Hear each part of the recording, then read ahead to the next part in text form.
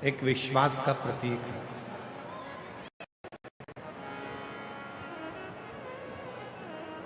कितना दृढ़ भरोसा, कितना दृढ़ विश्वास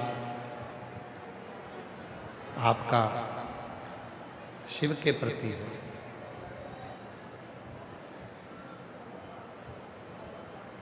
आप कितना विश्वास भगवान शंकर के चरणों में रखते हो।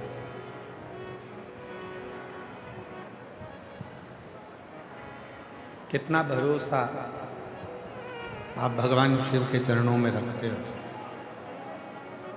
यह आप पर निर्भर करता है। पूरी जिंदगी आप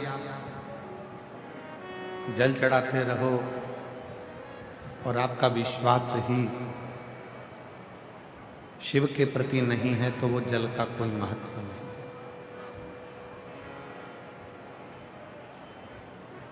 मूल है आपका भरोसा, मूल है आपका विश्वास।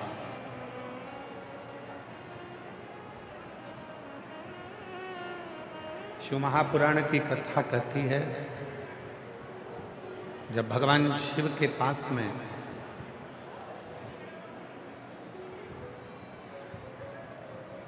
एक जीव भी जाए और यदि वो भरोसे से जा रहा है और ये निश्चित कर कर जा रहा है कि शिव मेरी बातों को सुनेंगे, तो शिव सुनते हैं। और यदि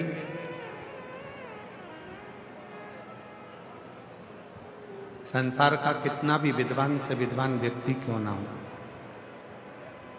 उसकी कितनी भी विद्वत्ता क्यों ना हो,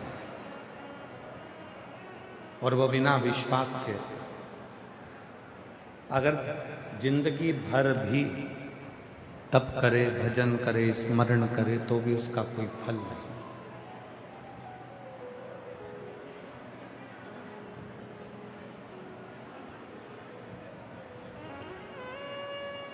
आप कैसे वस्त्र पहन रहे हो ये शिव को मतलब नहीं।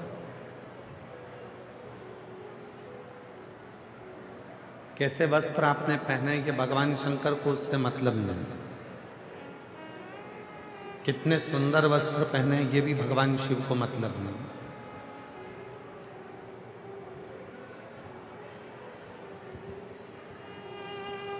भगवान शिव को यदि आपसे चाहिए तो केवल वस्त्र की सुंदरता नहीं, चेहरे की सुंदरता नहीं, स्वरूप की सुंदरता नहीं। शिव जी को यदि चाहिए तो आपके केवल मन की सुंदरता होना चाहिए और शिव आपको स्वीकार करे।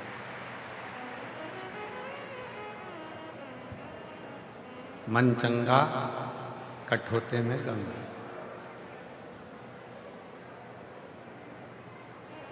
अब मन ही क्लीन नहीं है, मन ही साफ नहीं है और सोचें कि हम भगवान शिव को प्राप्त कर लें तो भगवान नहीं मिल सकते।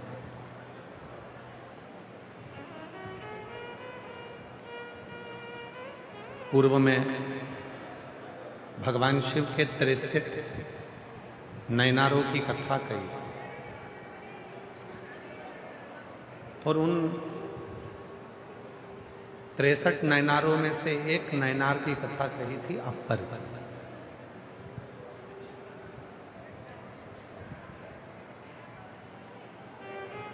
अभी पूर्व में ही कथा में शायद शिरूर की कथा में कहा था अपर का बारे।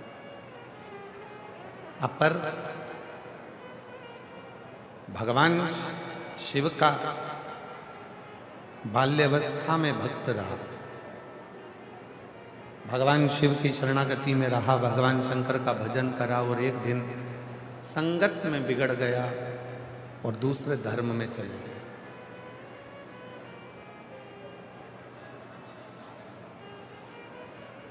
अपना धर्म उसने छोड़ दिया और अपने सनातन धर्म को छोड़कर वो दूसरे धर्म में प्रवेश कर गया। शिव महापुराण की कथा एक बड़ी सुंदर बात कहती है कि रूखी रोटी खा लेना, चटनी से रोटी खा लेना, दुनिया के धक्के खा लेना, पर दूसरे धर्म में कभी प्रवेश मत करना, अपना सनातन धर्म छोड़। दूसरे धर्म में प्रवेश मत करना, अपना सनातन धर्म छोड़।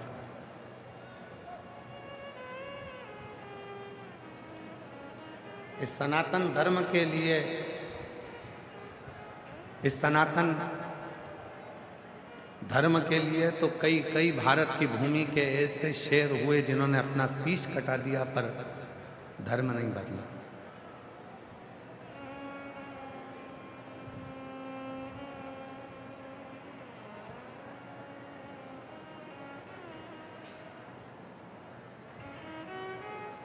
घास की रोटी खा ली पर अपना धर्म नहीं बदला। जंगलों में पड़े रहे पर अपना धर्म नहीं बदला। जगत के ठोकर खाते रहे पर अपना धर्म नहीं बदला। मरते मर गए पर अपना धर्म नहीं बदला। और आज के जमाने में ना जाने लोगों को क्या लाभ मिलता है। अपना सनातन धर्म लोगों को बुरा लगता है और दूसरा धर्म लोगों को अच्छा लगता है। 63 नैनार, भगवान शंकर के 63 शिवभक्त ऐसे हुए जिनकी कथा आज भी पूरा संसार गाता है। उनको नैनार कहा गया। गिनती में वो 63 नैनार रहे। 63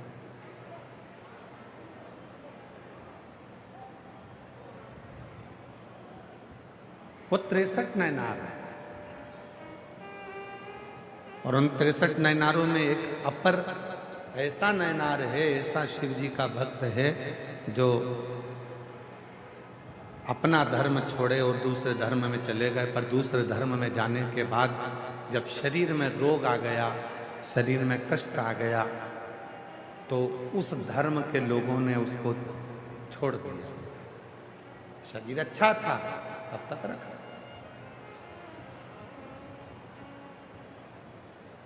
शरीर श्रेष्ठ था तो रखा, फिर छोड़ दो।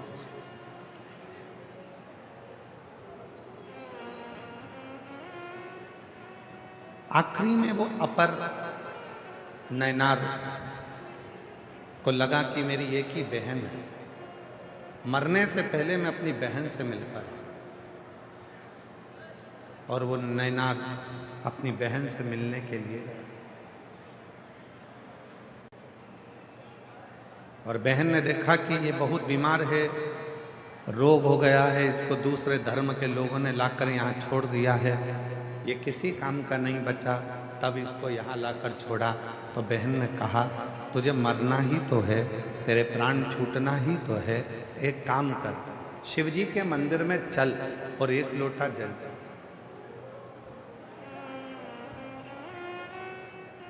वो अपर नैनार ने कहा कि मैं शंकर जी के मंदिर जाऊंगा तो लोग क्या कहेंगे कि ये पहले तो उस धर्म में चले गया और अब वापिस पलट कर आया और शिव जी के मंदिर जाना चालू कर दिया। बहन ने कहा, दुनिया कहेगी कहने दे, दुनिया ताना देगी देने दे, दुनिया अपशब्द कहेगी कहने दे, तू तो चल शिव के मंदिर में एक लोटा जल चढ़ाने चल। और शिव के मंदिर में वो अपर अपनी बहन के साथ में जल चढ़ाने के लिए जैसे ही गया, उसने जल शिव जी पे चढ़ाना प्रारंभ करा और उस जल का प्रोक्षण अपने ऊपर करा, उस जल का आचमन उसने करना प्रारंभ करा, उसका पूरा शरीर ठीक हो गया। शरीर ठीक हुआ तो अब वो दूसरे धर्म के लोग, जिस धर्म में वो पहले चले गया था, उस धर्म के लोग उसको लेने के लिए आए। ठीक हो गया, चल हमारे साथ। नहीं गए, अब नहीं जाऊंगा।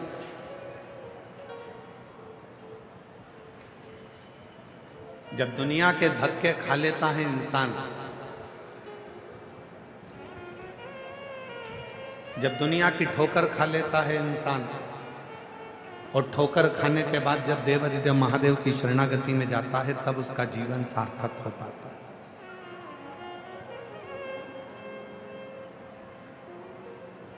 और आप लोगों से निवेदन है,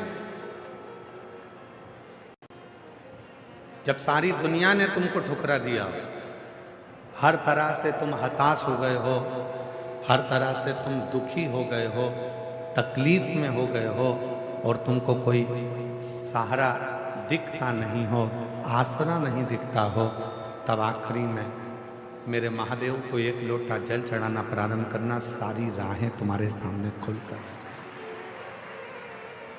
सारी।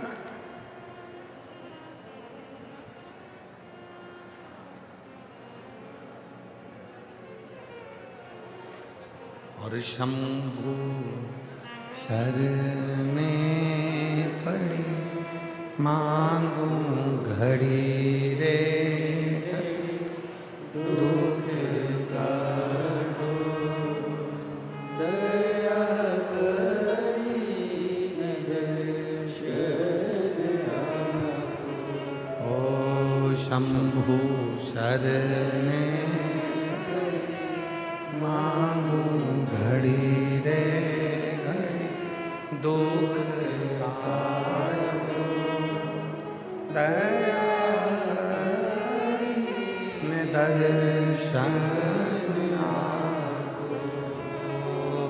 शंभु शरण पड़ी मांगू घड़ी रे घड़ी, दुख काटो दया करी दर्शन आपो।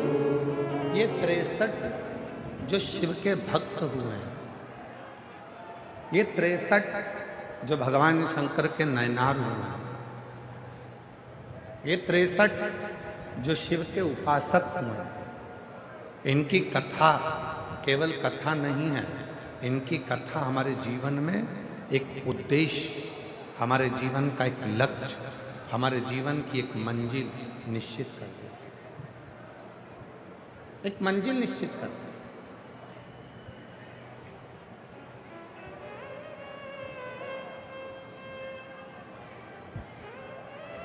ये 63 नयनारों की जो कथा है, ये हमारे जीवन में एक बल उत्पन्न करती है, हमें बल देती है, हमें अविरल भक्ति प्रदान करते हैं। क्यों? ये मीराबाई की कथा, कर्माबाई की कथा, नामदेव जी की कथा, तुकाराम जी की कथा, रामकृष्ण परमहंस जी की कथा, श्री रामानंद स्वामी जी की कथा, निम्बाकाचार्य जी की कथा, श्रीमद् वल्लभाचार्य जी की कथा, ये जितने भी भारत की भूमि के जो संत हुए हैं, इनकी संतों की कथा हम क्यों सुनते, क्यों श्रवण करते? जिससे हमारे भीतर भक्ति प्राप्त हो, भक्ति का बल बढ़े। पर सुनोगे तो ही तो भक्ति का बल बढ़ेगा। जिसने जिंदगी में सुन लिया, उसी ने जिंदगी में बहुत कुछ कर लिया, और जो सुनकर ही नहीं चला तो उसने अपनी जिंदगी को केवल बर्बाद कर लिया, सुने ही नहीं। पर क्या सुनना है, कैसे सुनना है, और क्या सुनकर अपनी जिंदगी में उतारना है, ये आपको आना चाहिए। ये कोई सिखाने वाला नहीं होगा आपको कि आपको क्या सुनना है और क्या नहीं सुनना, और क्या अपनी जिंदगी में उतारना। अयोध्या में एक थी मंथरा, लोग कहते हैं उसने कैकई की बुद्धि बिगाड़ी। शिव महापुराण की कथा श्री रामचरितमानस का छोटा सा संवाद लेकर चलती है। ऐसा नहीं कि राम कथा शिव महापुराण में नहीं है, छोटा सा संवाद रामचरितमानस का शिव महापुराण में वर्णन आता है। एक मंथरा अयोध्या के राज्य को डिगाने के लिए मंथरा ने केवल कैकई के कान नहीं भरे, मंथरा सबसे पहले गई कौशल्या जी के पास।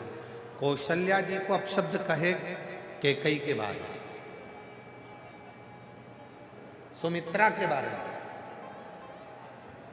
जब कौशल्या जी के कानों में बात नहीं ठहरी, तब वो मंथरा गई सुमित्रा जी के पास।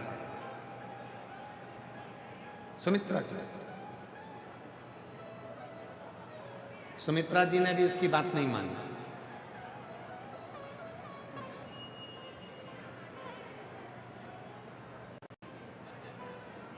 माता सुमित्रा भी उसकी बात नहीं मानी। तब वो मंथरा गई कैकई के पास में और कैकई ने उसकी बात को माना। अब देखिए जरा, मंथरा पहले कौशल्या जी के पास गई, कौशल्या जी ने बात को नहीं माना। मंथरा फिर सुमित्रा जी के पास गई, सुमित्रा जी ने बात को,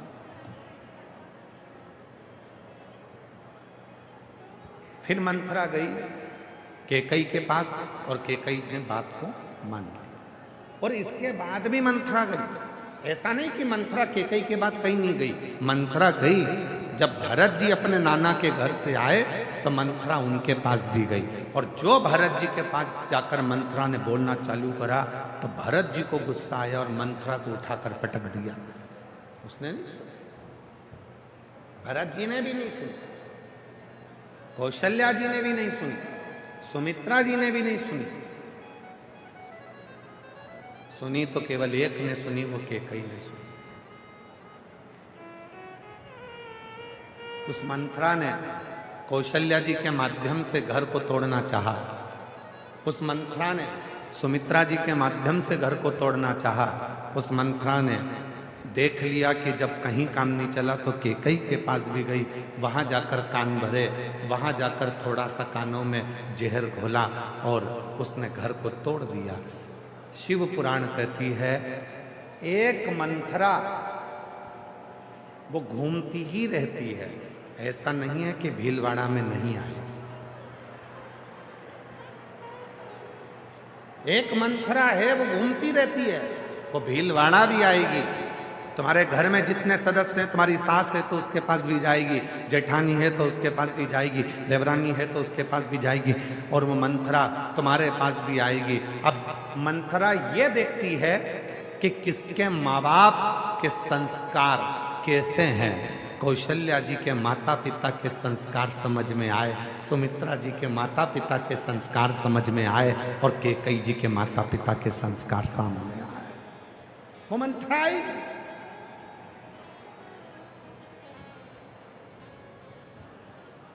मंथरा जानती थी कि कैकई के माता साधारण नहीं थी।